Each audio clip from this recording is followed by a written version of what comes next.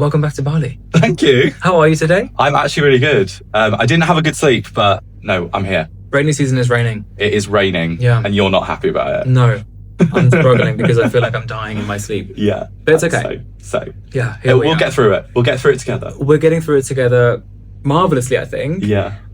Tell me, last time we spoke, you were about to go to LA Yes. and spend Christmas, New Year's. What was it? Yeah. So I did a week in LA before going home for Christmas to London and Wales. And the last time I spoke to you as well, we were talking about like pushing boundaries, weren't we? We certainly Because were. I was very sort of like on the edge about dating life and stuff like that. And my mission with you was to actually go to LA and maybe push the boundary slightly, because obviously my dating skills are not that great. And did you? What happened? I did. And I met someone. All right, let's get into I it. know, it's very wild. So I was on a night out in WeHo. We were in this bar, and I saw this guy that I liked, and basically just approached him, and I was just like, I think you're really good looking. What's your name? And he was like, my name's Brandon. And we were basically chatting for a while. And then he took my Instagram. And after that, I looked for him in the place. After a few hours later, I looked for him in the place and I couldn't find him. What place was it? Was it Mickey's? Mickey's, yeah. How did you know? Yeah, it was either the Abbey or Mickey's. I think the Abbey's. I think I'm over the Abbey. To be honest, like all the places that I knew back then, I think they've all closed. Like Yeah. Flaming Saddles, like that's Yeah. all. Wasn't Mickey's was so cool though. Was it? I mean, it's just full of cool people. Like, I don't know what it is about the Abbey, but I've just got this thing in my head now. When I go there, I'm just like, oh, The Abbey's a classic though. it is. But I think you have way more fun at Mickey's. At Mickey's. And Well, I did. Yeah, I looked for him. you approached him. Yeah, I approached him. I just thought I'm gonna do it. Wait a minute, but that was like what you were nervous about. Exactly. What changed? I don't know. I think I just found this confidence. Los Angeles changed. Los Angeles changed me. Yeah. Different Jamie. Different Jamie. Yeah. Gamey was back. Hell yeah. Okay. So yeah, I approached him. We spoke for a little while, swapped numbers, and then at the end of the night, I couldn't find him, and I just thought, oh, whatever, like moving on. And then I got a message at 2:30 in the morning when he'd left Mickey's, asking where I was. I was like, I'm at home. Why? Where are you? He's like, send me your address. So I was like, okay, cool. And then he picked me up from my house, and we went in his car and just like chilled out together for ages. At 2 a.m. At 2 a.m. Yeah, I know. Wild, right? That's fun. I would never do that in Bali. Wait, what do you mean? Because I'm in bed by 9 p.m. Yeah, okay, that's fine. I'm in bed by 9 or 10 p.m. in Bali, so that's not going to happen here. And I don't drink here, so, and I had a couple of drinks then. So I think that was also helping the courage. Yeah. So we spent the evening together. We had this amazing connection. Like, I can't describe to you how well we connected. We aligned on star signs, first of all, like, which is perfect. We aligned on everything, like topics that we like speaking about, interests, everything aligned. And yeah, I just thought, wow, this is actually an amazing bond. Even though it's only been a few hours, we were both expressing that as well within the first few hours. And then the next day, I thought, that's the end of that. You know what I mean? It's like a fling. A fun night. Yeah, exactly. Yeah. We had fun, and that's that. But later that evening, he messaged me again. He was like, listen, I can't leave it at this. I've met you, and I feel like there's a really good bond there. I want to explore it further. And I was like, it's happening to me. You're like, okay. I was like, cool. Yeah. This never happens to me. Right. So I'm so excited about this. So I invited him over and we hung out. We watched films together. We hugged all evening and carried on the bond that we had formed in his car and on a little road trip. And yeah, he kept on saying like how he couldn't believe he'd met me at this time in his life. And it was interesting that I had relocated my life to Bali because he was in a stage of, he's 40. He's in a stage in his life where he wanted to reset, maybe try out somewhere new. And Other than LA. he's been there his whole life. Oh yeah. Yeah. Okay. So he wanted to reset and try somewhere new. And he thought the fact that I'd come into his life, I was living in Bali, was like a synchronicity moment because he'd been thinking about doing the same. Yeah. So yeah, he was then talking about maybe like trying it out, coming in to try it out. And yeah, it was just an amazing, good bond. that I enjoyed, and also I pushed my boundaries, which I've not done in a long time. Like my last sort of like real thing was in Feb last year. So ever since then, I've sort of been like, in the weird sort of headspace, not really dating. It's almost like a year later. Yeah, a year later. What was it about him that made you challenge yourself? I think the ease at which I could speak to him, first of all. Before you even approached him? I think it was just a night out vibe, and I fancied him, and I thought I'm going to approach him because why not? Yeah. But I would never usually do that. Obviously the drinks may have like played a part in that. Yeah. But I think in a normal environment, I would have been like really shy, or like, the thing is, like, I'm a very outgoing person, so I can be that sort of character, do you know what I mean? In those environments, and people will come to me, or like, I'll be like a magnet to people, but it doesn't necessarily attract the right type of person. It attracts the person who's looking for fun because they think I'm fun. I'm not talking sexually, I'm talking like just bonding and friendship. But in terms of like attracting like guys that I fancy, it doesn't necessarily do that.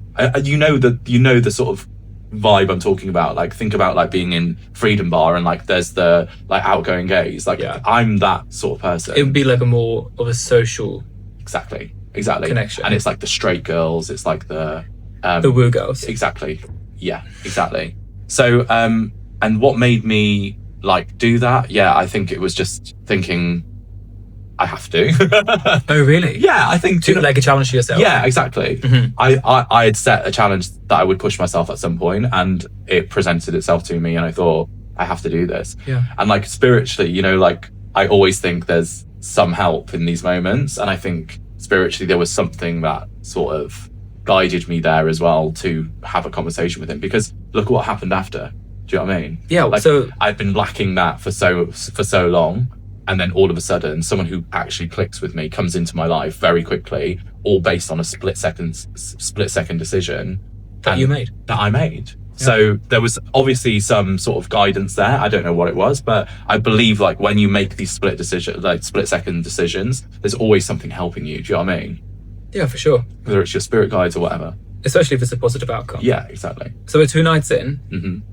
You're having a very intimate time at your place. At my place, and then watching like documentaries and films together. He's ordering like takeout, and like we're just having a very sort of like cozy evening together. Yeah, like no alcohol, just like us. And he's talking about wanting to potentially come to Bali. Yeah, to relocate. Yeah. Well, he just basically said that he was at a stage in his life where he needed a bit of a shake up, and I think like now in hindsight, because a lot has happened since then. But I think in hindsight now, he saw me as a bit of an inspiration. I'm in ecom, I'm like running my own business, seen as successful, whatever you want to call it. But he wants to do the same. So I think now that I look back at that moment, because things have changed since then, and I think that is mostly down to me just having boundaries and also knowing what I want, and knowing what doesn't work. Because when things are few and far between, you tend to like grab them and like force them. Oh, yeah. And I didn't want to have to do that. And although everything was hunky-dory at the beginning, things did change quite quickly when I got back to Bali. Like, I felt like I was doing most of the pushing, like the phone calls, the texting. Like, there was a point where I looked at my WhatsApp and there was like 4 messages that he hadn't even responded to. And I was like, oh God. But I think in the in-betweens, we'd spoken on the phone. However, it just doesn't look good, does it? You felt a shift? Yeah.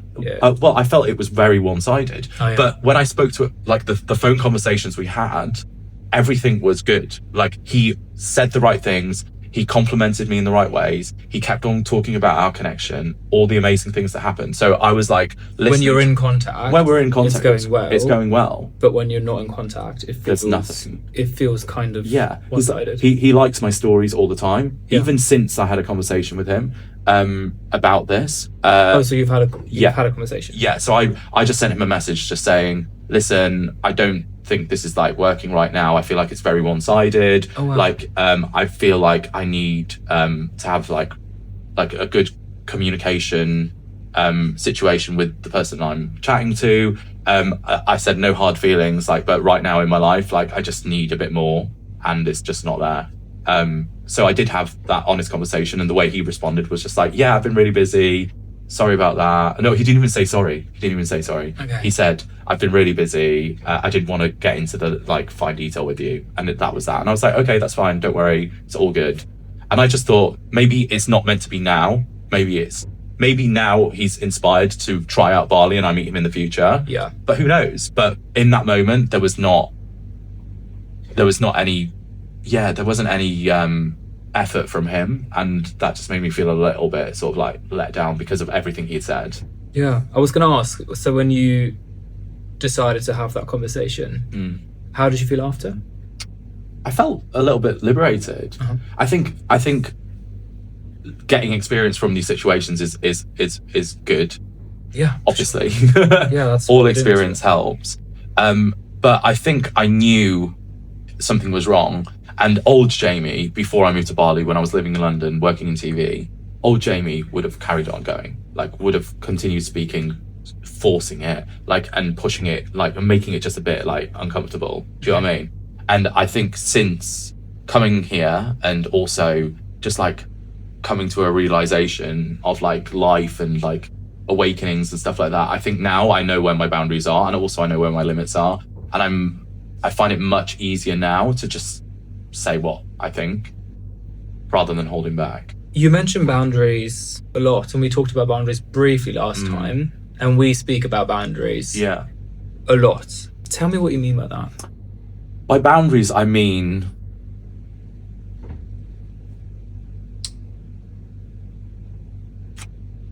it's probably not the right choice of word, is it?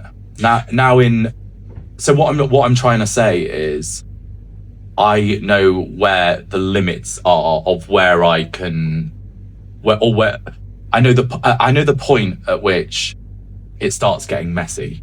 Mm-hmm. Do you know what I mean? The dynamic. Yeah. Mm-hmm. I look at back to my past relationships, and I look at my behavior, my patterns of behavior, and I know where this limit is before it goes over that line and it starts getting embarrassing, or I'm pushing too hard, or I'm saying the crazy things. That's what I'm talking about when I talk about boundaries. With myself, right? But with the person, and I know what triggers that in me. So I know now that a situation where I'm not getting what I'm putting in out of it, I know that is probably going to trigger that behavior. Whereas before I wouldn't have recognized that. Now I do, and now I can put a stop to it before that happens, so it doesn't get embarrassing for me. And I know that's quite deep, it's not as bad as it sounds. But I think when you see relationships when it's all flowing and things are great and the startup process was really good, I feel because I'm a Cancerian and because I'm very emotional, my emotions get the better of me a lot of the time. And a lot of the time I'm in situations with guys where they don't match that sort of emotional intelligence and emotional depth that I have. So I feel a lot of the time there's a clash. And although I was getting this from this guy, I was getting that emotional depth. There was in the beginning. Yeah, it was good. And also, I mean, every time we spoke on the phone, it was good, but there was just the disconnect when we weren't on the phone. And some people were saying to me, he might have been thinking about March when he was thinking about coming to Bali and thinking, oh, well, maybe I just hold back. I don't know, but he hasn't expressed this to me. And I just felt like I'm not going to sit here wasting my time, because when I'm in. Do you know what I mean? And I'm not looking for other situations. If I feel good about a situation, I will give it its all. So I feel like just for my own peace of mind, I needed to clear out the noise just so I could progress with my life, because March is a long way away. Do you know what I mean? Yeah. And that's when he was suggesting coming. So yeah, that was where that got to. It sounds like you're speaking, I mean, you say it's quite deep stuff, and I think it's quite positive stuff, because what I hear from you is it's pattern recognition. You've seen it before, and you know the line where it goes into what you called it embarrassing for you. Yeah. Or where there's a mismatch, a misalignment. And then the second thing that I really picked up on was internal trust. You feel something, and then you kind of listen to yourself. Yeah. And then you're like, well, this doesn't feel right, so I'm not going to keep pursuing. Which is different to the version that you described Yeah. before, like Jamie 1.0. Exactly. Yeah. Boundaries are an interesting one because, and you said maybe you're using the wrong word. Yeah. Let's talk about that a little bit. Boundaries are such an overused term nowadays. They are really more of a what I tolerate. Yeah. The boundary is me and my limits. Do you know what I mean? And your behavior? And my behavior. Yeah. Well, that's exactly what it is. It's I will tolerate said behavior. Yeah. And if that doesn't happen, I Yeah. will act accordingly. Yeah. Exactly. So when you recognize a pattern and you realize this doesn't seem aligned with me, I will act accordingly. Yeah. So like Yeah. But the contradictory thing about it all is it was so aligned. It couldn't have been more aligned, the situation. Well, that's the interesting thing, isn't it? Do you know what I mean? So having such a strong boundary to cut off something that I didn't even want to give time and It feels space to. counterintuitive. Do you know what I mean? Tell me. I wanted to cut something off that was amazing. I could have given it time, but I didn't. I haven't got time. Like So- I think I respect my time a lot, Oh yeah. and I think that was my issue. Like, yes, he could have put more time and effort into it, but I think I respect my time and how I process things and how I constantly think about situations. And that to me is where the time is wasted, not in the texting. It's in the actual mindset and the thinking about it. Because when I put myself in too deep into something, I don't mean too deep, but you know what I mean? You invest. When I invest, yeah. My mindset goes to that. My priority turns to that. So although I'm running a business or I was working in television, as soon as a man comes into my life, that priority changes. And I recognize that as well. And also sometimes it can be a distraction. So I think when you're on a journey of like entrepreneurship or anything like that, you have to also realize what is taking your attention away from the prize here. And the prize here is to have a successful business. And I think a lot of the time as well, I have to analyze a situation and see whether it's going to affect that too. Yeah, there's only so much you can give. Yeah, totally. And then if you give, you want it to be reciprocated, of course. Mm-hmm. So what made you decide then, if it felt so right, to not pursue it further and not give it time, not see where it goes until March? Well, the reason was I didn't want to be in that state of questioning and the state of not knowing. Like, nothing had been communicated to me. There was a change in pattern, and I know as a result of that, I would be asking the questions. So had I not cut it off, I would have been questioning what was going on. Why is this? Is he seeing other people? Like, I know it's very early, but you still have those questions. Like, when you like someone, you still wonder, oh, what's happening? Like, oh, he's in Vegas this weekend. Like, I wonder how wild he's going. Like, all those things. And the guy was like, he's a bit of a party boy.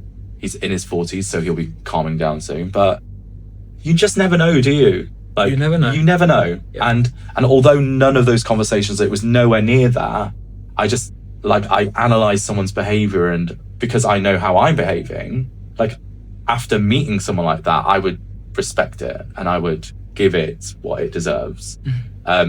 Not like monogamy or whatever, but I'm just saying, just having it in one lane and just focusing on that. If it doesn't work, move on. Like, I have to like compartmentalize everything. Do you know what I mean? If you weren't to analyze his behavior, what would happen? I would spiral. Well, as in, analyze his behavior in what aspect? Well, because you seem to be really good at pattern recognition. Yeah. And you see people and their behavior and you categorize it, or you said compartmentalize it. Yeah. What do you do that for? I think just for peace of mind. Like, just like, I live in peace anyway, and anything that sort of throws me off the track of peace, I don't like. Like, I don't like drama. I don't like chaos. Like, I like things just to be completely like plain sailing. And I know that's like not the right way to look at life, because things come along. But if there's any way of just like staying out of the drama or the hurts, I think I try and avoid it. Yeah, you're looking for for certainty. Yeah. You're looking for predictability. If I can see his behavior, Yeah. I can compartmentalize and kind of match it to the patterns that I've observed in the past, Yeah. and kind of predict the outcome, Yeah. and then choose to engage or Yeah. disengage. Maybe it is totally protecting myself from getting hurt. Like, that is the bottom line, isn't it? It sounds like it's a And I little bit. think patterns from my old relationships where I was getting hurt Yeah. to actually meeting someone who is amazing and then like cutting it off. I don't know if that's fear-based or whatever, but also I can sit here and say I did it because I didn't want to waste my time, and that is completely true. Yeah. It's completely true. However, there might be something a bit deeper where the fear is kind of going, oh, no, get rid. Like, because I don't want to even like attempt to have that conversation or attempt to have like negotiate this thing. Like, if we are meant to be and if this is meant to happen, we should both put as much effort in as each other. He's on a different time zone. I'm on a different time zone. I'm the only one calling you or texting you. Period. Yeah. End of story. Trusting your feeling. Yeah, exactly. So I could have gone along for a few more weeks. It might have been 2-3 weeks and this continued to happen, and then I just would have cut it off then. Like, I think it has to, like, you have to, like, he has to give as much as I am. It has to be balanced. Otherwise, what is the point? Sometimes the point can just be to get to know someone, Yeah. just to feel it out. Yeah. It sounds like you're looking for an outcome when meeting him.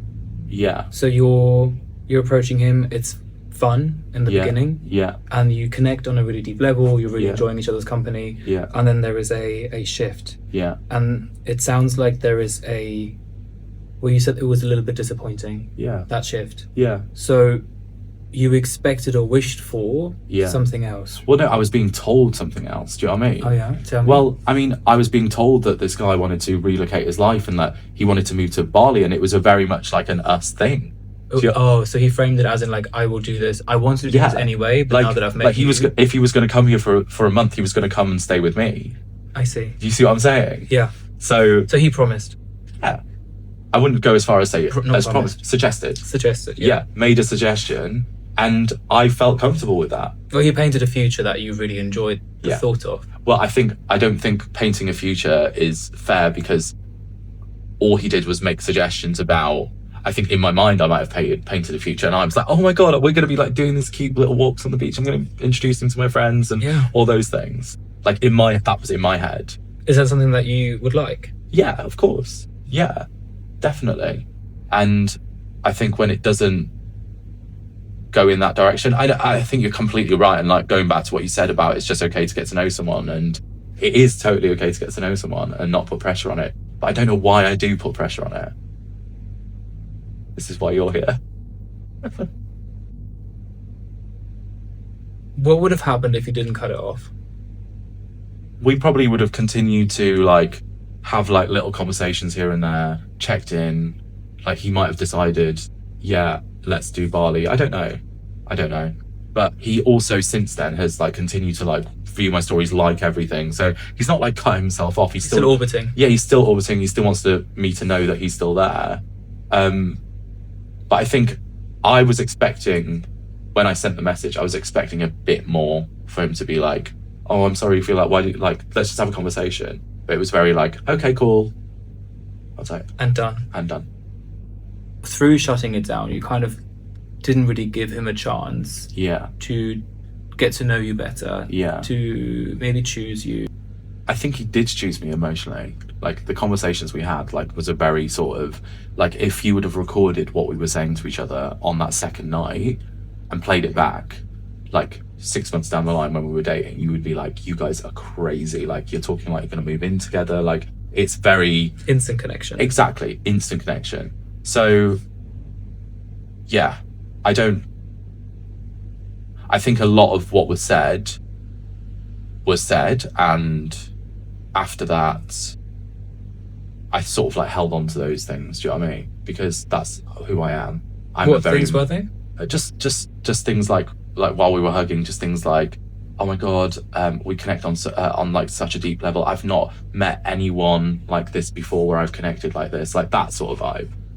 You haven't, or he said that? He said that, and I said that, both of us. What was it? I don't know. I think it was acceptance.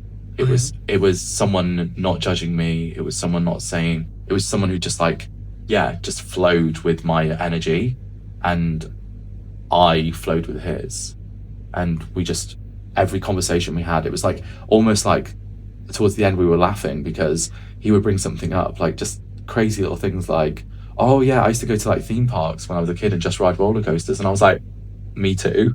And then he'd like, there was just so many things like that. Like we talk about UFOs for hours, like crazy shit. Goes to America once. Yeah, exactly.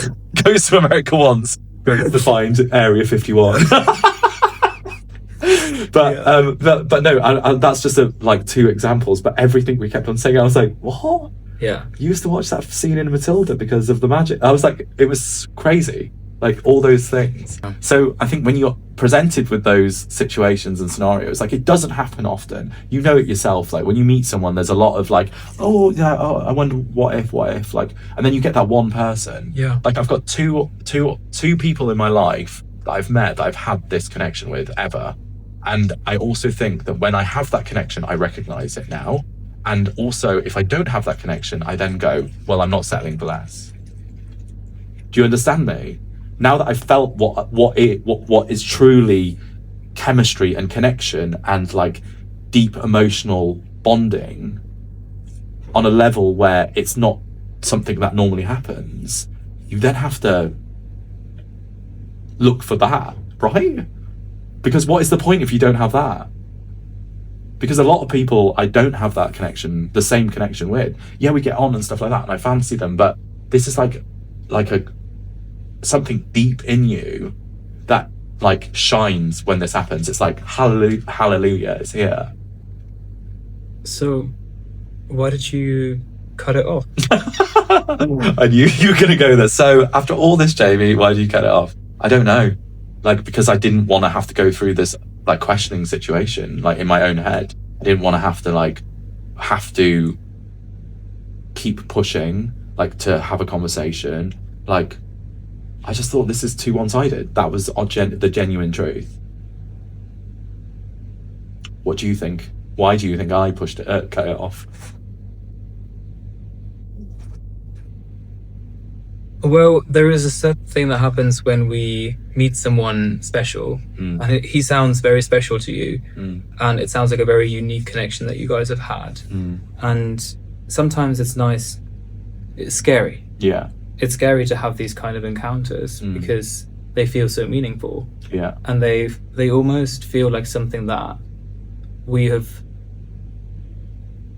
longed for and searched for a very long time. Yeah. And then that builds up a lot of hope and a lot of excitement and a lot of joy. And joy can be a really scary, one of the most vulnerable feelings. So then when you sense a shift in the pattern, it creates a sense of fear. And insecurity. It does? Yeah. Tell me. Just the insecurity of like, why? Why has this gone? Like, why is he not reaching out? Like, why am I the only one reaching out? What is the reason for that? It's like acceptance. Do you know what I mean? Like, it's like, has this person accepted me? Yes, I've had the signs when I met him, but then there's a shift, and then you get insecure about why there's a shift, and then you also don't want to have to live out that feeling of like insecurity.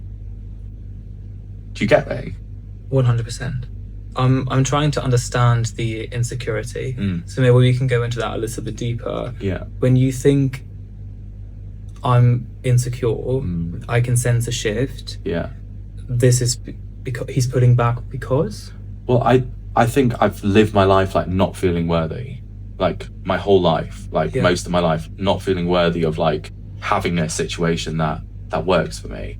And I don't know if that's just like the gay scene or looking out there and seeing what's happening. And I always feel like I've been on the sort of like the back step or the back pedal, what's the expression, whichever one. But in terms of dating, and I think that in my mind has built up this scenario where I don't feel worthy of it because I haven't found the one yet. Like, it's so, I think a lot of the time as well, like, I also look to how my family react. Like, in school, for example, when I was gay and not coming out, a lot of people always used to ask me, have you got a girlfriend? And I used to freak the fuck out. Yeah. Like, freak out. Like, I'd panic, and I'd be like panicking about how I felt. So I think because of those situations, and then when I came out of the closet, I then was being asked, do you have a boyfriend? So my automatic knee-jerk reaction was to panic. Why are they asking me if I've got a boyfriend? So I think this has tainted and damaged my ability to be able to date. And that's where it's come from. Of course. My childhood. In my childhood, I had those moments where I was being asked about whether I had a girlfriend, and then into my adult life, I think it really affected my ability to like date, basically. Being interrogated? Yeah. When you had a secret to hide? Yeah. So my secret was being gay, having to hide that. Then I was having to play up to the whole girlfriend thing. So that whole scenario created this insecurity about dating. You call it insecurity. I think damage feels more accurate. Mm-hmm. Like, it caused damage to my confidence. And also, when I look at other people and how they date and how I date, I always, let's go back to the LA situation just so I can put it into perspective. Like, now that I've told you that, you can see now why approaching a guy would be scary. Yeah, it's difficult. Of course. So it's a big thing to have to do that. What's at stake? I don't know. I actually don't know. Exposure? Rejection? I don't know. I can't actually put my finger on it right now. When you say you are recognizing a shift and you're wondering why is there a shift now? Yeah. And then there is a story that like takes you back to your childhood, or it takes you back to feeling broken by those experiences. Yeah. If I asked you what you would have to be more of or less of for that insecurity to disappear, what would that be? More of myself. And this is the thing, I feel like this stage of my life now, I'm being the most authentic version of myself. And like I say, I recognize these patterns and I recognize the things that have happened, although I am working to stamp them out. And that's why in LA, I made that move. That's why I'm chatting to someone else now, like in Bali. I'm making moves in terms of communicating, in terms of like pushing it into the right direction. Like, the experience is being gained. However, there is still part of me that has a wall up. Yeah, of course. A wall of like a fear of getting hurt, a fear of doing something wrong in the relationship, like fucking it up. Like, the other two relationships I had, like, they were completely fucked. What did you do wrong? I think I was just too emotional. I wanted there to be an emotional balance, and there wasn't. And in those moments when I was becoming emotionally like attached, like almost a bit obsessed, do you know what I mean? Mm-hmm. The obsession was what I can remember from those first two relationships. And I think about how I acted and how I responded in that situation, and I didn't like it. I didn't like that person because that's not me. I'm calm, I'm kind, I'm very like, I'm very, regulated. Exactly. Until someone pushes the button. What button? The button of that emotional shift.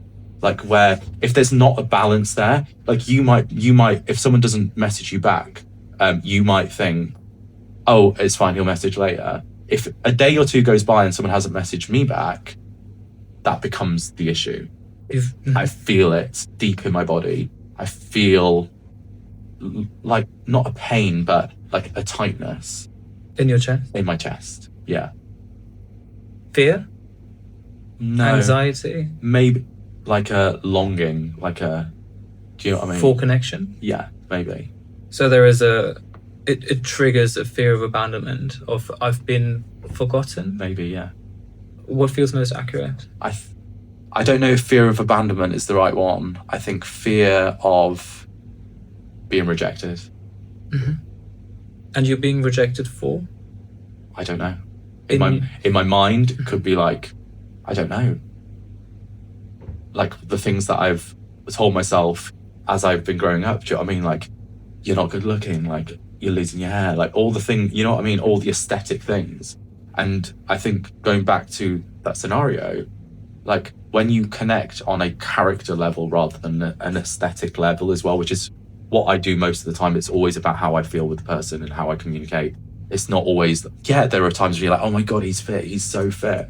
Like, but actually when you meet them, that it's not going to work at all. So, yeah. If we were to go back to younger Jamie, Mm-hmm. who was in the closet Mm. and who was asked, do you have a girlfriend? And who was terrified, and who... But also bullying came with that as well, because people You were bullied? Yeah, because people knew I was gay in school, so they would bully me about being gay. Then I was being faced with questions about like girlfriends and stuff like that. So if you can think about like that life as a young Jamie, it was very like I was like having to defend myself at all times, and I was just waiting for those moments to evolve or to show themselves, and I was ready. Do you know what I mean? Braced at all Yeah, times. ready. Yeah, literally at all times. For a question that I did. Defending? Yeah, exactly. Yeah, defending myself or Denying? denying, having to explain myself. Denying was massive one. So when you said, I asked you, what would you have to be more of now? Mm. And you said yourself. Yeah. If you were to ask that Jamie from back then the same question, Mm. what would you have to be more of or less of? What would that Jamie Well, say? I was definitely more of myself then because, well, I mean, my personality was very telling that I was going to be a gay child. Like, I think that's the bottom line. I don't think What about it? just like you could, like I was very feminine, like, you know what I mean?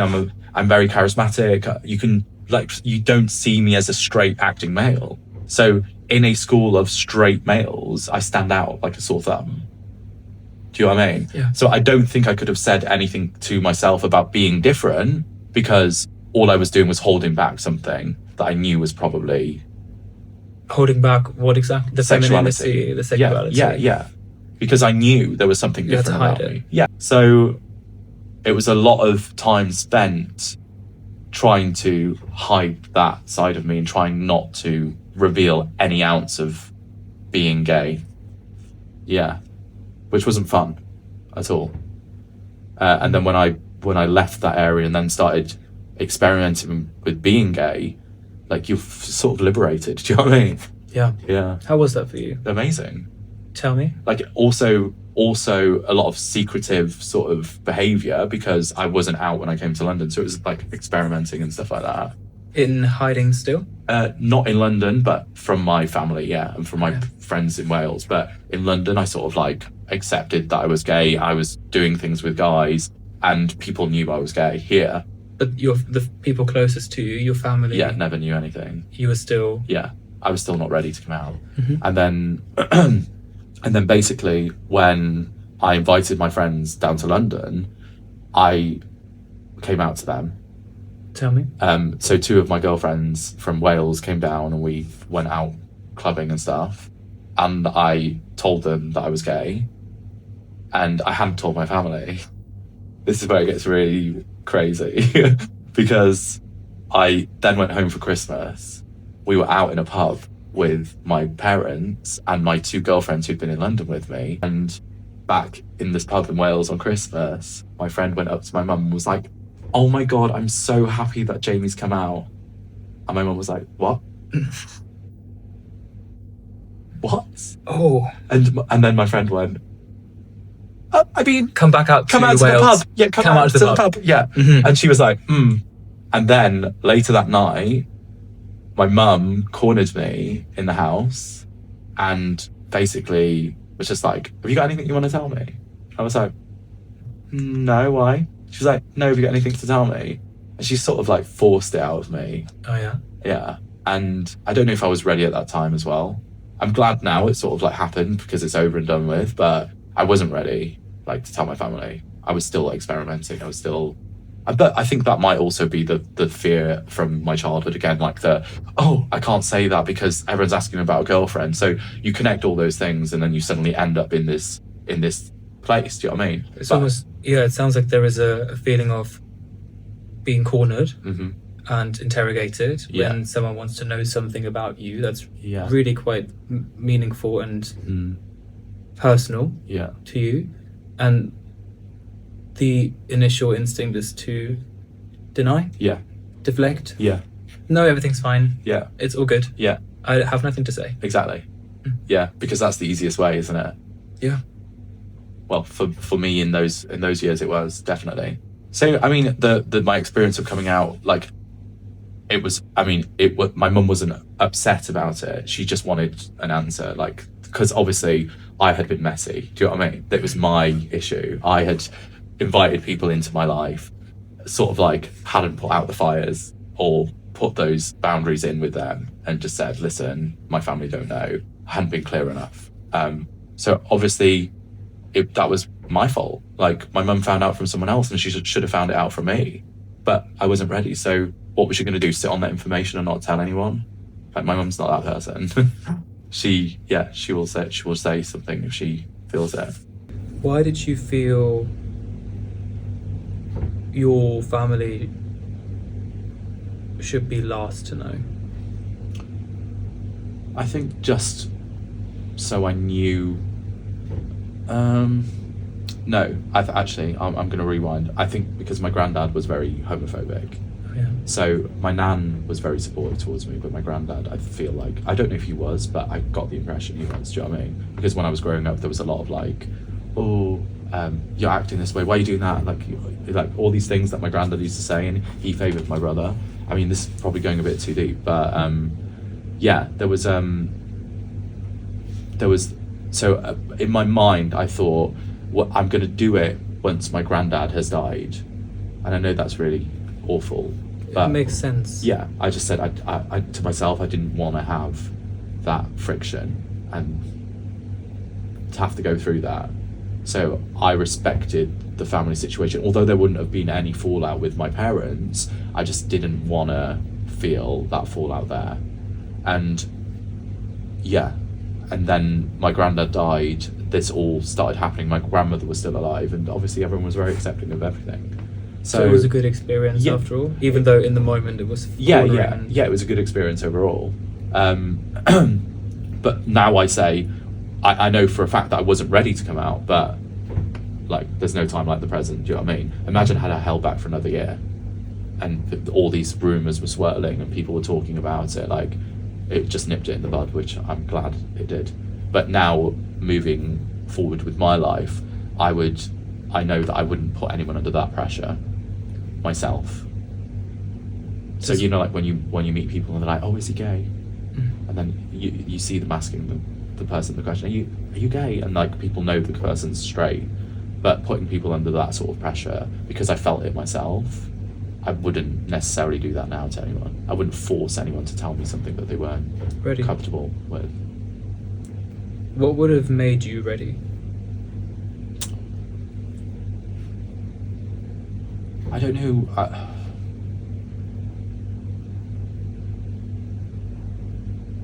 I think. What was different between your two girlfriends and your mum, for example? I think it was like, I was going to say acceptance, but it's not that, because my family accepted me. I think it was just what felt easiest, what felt like less dramatic, and like, my parents were like the people, the big, like, the guardians in my life. My friends were just people I had fun with, so it's easier to have those conversations with them. You're freer with your friends, aren't you, than you are with your family. Like, I wouldn't be having, because of my experience in my childhood about the, like, holding back on these, like, situations, I wouldn't share this information with my family because of my childhood. So even now in my adult life, I don't really talk to my mum about like dating. I do every now and again. I like drip it in because I know I should, and I know I should include her in these conversations just so she's not feeling weird about it too. Because I do tend to hold back, even when I'm seeing people. I don't tell people. But do you want to share? Yeah. It sounds like you're very aware of other people's emotional experience. Yeah. And you're very aware of your impact and your behavior. Yeah. And how that impacts other people's emotions. And you say you should share. You should tell her. Yeah. Is that an obligation that comes from within you? I mean, it's not an obligation. I just want her to have like the same experience that she has with my brother who has a girlfriend. Do you know what I mean? Yeah, so you want it to be equal? Yeah, of course. And I know it's a me thing, not a her thing. What is? The not sharing, not talking about these things with my parents, because I haven't done ever. Like, it's not a normal thing to do because I've always held it back. So do you want to? I mean, yeah, I do. Yeah. But then you are now. Yeah, I am now, but still drip feeding, not like full blown conversations. Like when I see you, I have a conversation about what's happening. I wouldn't have that with my parents. But would you want to? Yeah. To that extent? Yeah, I think so. So what's stopping you? I don't know. I think just the fear of it. Of? The fear of... I don't know. I don't know what the fear is. I think this is something that I'm discovering now, do you know what I mean? Yeah. Like, I'm noticing it and I'm trying to discover that myself. Yeah. And I don't know what the fear is, but there's something that stops me from doing that. And I don't know what it is. Well, that's what we can discover. You don't have to have an answer right now in this second. This is kind of, okay, there seems to be a blind spot. Yeah. Let's investigate that. Let's notice it when it comes up. Yeah. It seems the access you grant to yourself emotionally for people to enter your life and to get close to you, as well as how comfortable you feel sharing your emotional experience with people who are closest to you. I think it's also down to the fact that because I always constantly shut my mum down when she would ask those questions, she stopped in asking. the past. Yeah. So she's stopped asking them. So maybe it's a conversation I have with her. You can ask me anything you want, like, it's fine. But I think or just ask her. Yeah. You can have a conversation with her where you kind of bring up like, hey, when she asks you how you are, feel, do I want to share something more than usual? Yeah. And then if you're worried about how that's being received, you can ask like, hey, would you mind if I shared what's going on for me at the moment? Yeah. And then just a little bit more than usual. Yeah. You don't have to go all the way straight away. Yeah. But you can just add a detail that you maybe would have left out. Yeah. See how that feels. Yeah. To you, to her, how it's being received. Yeah. I think it's best if these things are tried in a small change. Yeah. You don't have to go all in all of a sudden and dump everything that you would usually tell me to her when the relationship can't hold it yet, or you're not sure if it can, or if you even want that relationship for that. Yeah. It's feeling it out, which is why when I asked earlier about why you shut the connection to, was it Brandon? Yes. When you shut that down, it takes time. Yeah. It takes time to discover who you are in a relationship. It takes time to discover what you want out of a dynamic, what you can give, what you can take. And it's nice to try in little steps. Yeah. You're so right. Does that feel doable? I think it does feel doable, yeah. No, definitely. And it's definitely something that I've been aware of for a few years now, do you know what I mean? That I have wanted to happen and that I haven't made steps for that to change. So it sounds to me like you would like your mum to be a bit more involved. Yeah. And to see you a little bit more. Yeah. Maybe you're not quite sure how much or what you want her to see, but we can find that out over the next couple of weeks. But I know it's my doing. Do you know what I mean? Because there's only so much times you can ask someone a question for you to stop asking that question. So she knows that maybe that causes me like pain. Yeah. So she stops. She doesn't go there because she saw how I was in my childhood. She saw how I was in my teenage years and how I reacted. Yeah. I can't remember them, but she does. So she is protecting me by not going there as well. Yeah. Well, maybe now it's time for you to have that conversation with her. Be like, hey, actually, I think now I'm ready. Yeah. Maybe now you are ready. Yeah. Like when you cornered me back then after the pub, I wasn't ready Yeah. to like really show you who I am. But I think now I might want to try. Yeah.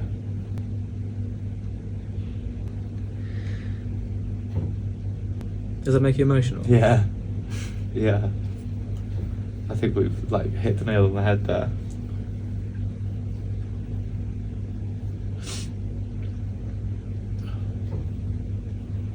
What's coming up? I don't know, just I think we've discovered like what I truly want. Which is? A closer connection with my mum. Yeah.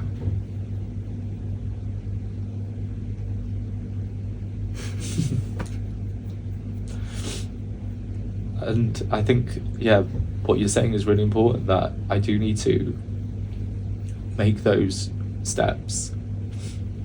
Baby steps. Yeah, exactly. And I think this is the first time I've actually thought through how I'm going to do that. And yeah, I think because it's such a big dynamic change, that's where the fear comes from. And Because it's uncertain. yeah, You don't know what's going to happen. yeah, You're so good at recognizing the pattern and create predictability, but now where there is a new situation that you would like to approach in a different way, you don't know the outcome. It's uncertain, yeah, and that creates fear, yeah, which makes complete sense. yeah, I see this kind of dynamic and maybe a reflection of that wish to be seen and to be accepted and not judged by Brandon in the same way, yeah, where you feel like there is finally someone who sees me yeah, in all the right ways. yeah, And maybe now it makes a little bit more sense why that would be scary for you, yeah, I think so. because there is so much at stake. Yeah, totally. Yeah. I think that's also the first time I've like cried about it as well, ever. Wow. I've never, like when those emotions came up, I was like, oh, here it is. Finally, like, Finally. yeah. What I've been feeling and not processing, just coming out. Yeah. Yeah. Well, that's a really nice realization, because yeah, I knew there was a time that I needed to approach this, and I've just been parking it in the back of my mind. Do you know what I mean? It's always there. Yeah. These things are always there. We carry them with us every day Yeah. until we are ready Yeah. to let them come up. Yeah. Thank Very you. true. Thank you. I think this is enough heavy lifting. For Yeah, today. we got there. Yeah. I don't know how long we've been going for, but Hours. that feels right to Yeah. draw the line here. Yeah. Wow. We really got into that. Yeah, we really did. We really got into that. But it was good. Yeah. Yeah. I'm excited to hear how that goes. Yeah. If you decide to have the conversation. Oh, well, I'm going to have to. Well, if you want to. Yeah, I do want to. Yeah. Yeah, I definitely do. I'm excited to hear how that goes. Yeah. Thanks, Jamie. Thank you. That was amazing. Thank you. How do you feel? I feel good. Yeah. Yeah, no, I do. I feel like, weirdly, like there's a weight being lifted off my shoulder. Oh, Do you know what I mean? yeah. That seemed quite important. Just recognizing that emotion and just knowing, oh, this is what it is. This is what it is. This is what it is. It's deep stuff. Yeah. The whole attachment relationship work Yeah. is deep stuff. Yeah. Is people always think it's about the partner. It's about Brandon. Yeah. It's not about No, Brandon. it's not. It's about back then. Yeah. And Yeah. that was quite an important realization. Mm. Meaningful Yeah. and Very. transformative. Yeah. I'm excited for how that's going to change your dating life. I am too. It's done. Yeah. I'll be now like literally going all over the shop. Yeah, it's like, what do you mean? Yeah. What do you mean the way I approach dating has to do with my Yeah. mum? Yeah, exactly. What? That's crazy. But also, like, I didn't want to say it, but like, also the other guys like really got my heart at the moment. You know, we can talk about that next time. We can talk about that next time.